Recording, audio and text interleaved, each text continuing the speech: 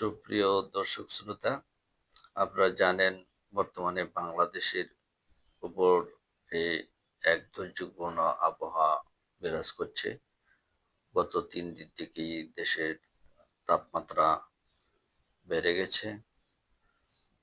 এতে উত্তর পশ্চিমাঞ্চলের সহ দেশের ২৭টি জেলার উপর দিয়া মৃদু থেকে মাঝারি ধরনের তাপদাহ বয়ে যাচ্ছে। বিশেষ করে রাজশাহী এবং খুলনা বিভাগের প্রতিটা জেলায় এবং এছাড়াও গোপালগঞ্জ, ফরিদপুর, মানিকগঞ্জ, নীলফামারী, টাঙ্গাইল, নারায়ণগঞ্জ সহ দেশের ২৭টি জেলায় এই দুর্যোগপূর্ণ আবহাওয়া অর্থাৎ তাপদাহ আম বয়ে যাচ্ছে। এর ফলে সারা দেশেই আ তীব্র গরম পড়েছে। এই রাজধানীতেও তাপমাত্রা গত ৩ দিনে অনেক বেড়েছে। এর ফলে গতকাল শুক্রবার দেশের পশ্চিমাঞ্চলের জেলা চুয়াডাঙ্গায় মৌসুমের সর্বোচ্চ তাপমাত্রা ৩৯.৭ রেকর্ড করা হয়েছে। আবহাওয়াবিদরা বলছেন, আজ শনিবারও একই ধরনের আবহাওয়া বিরাজ করতে পারে। এই তীব্র তাপদাহের কারণে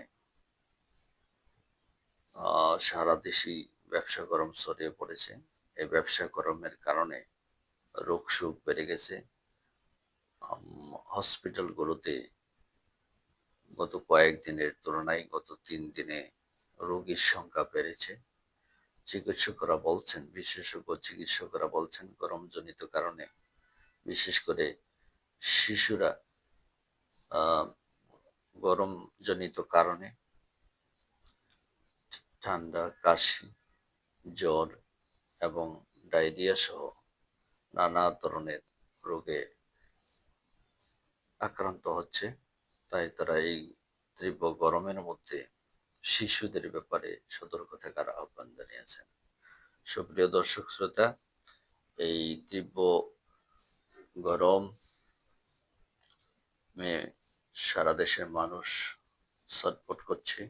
বিশেষ করে খেটে খাওয়া মানুষ, নিম্ন আয়ের মানুষ, তারা এই তীব্র তাপদাহের মধ্যে ছটফট করছে।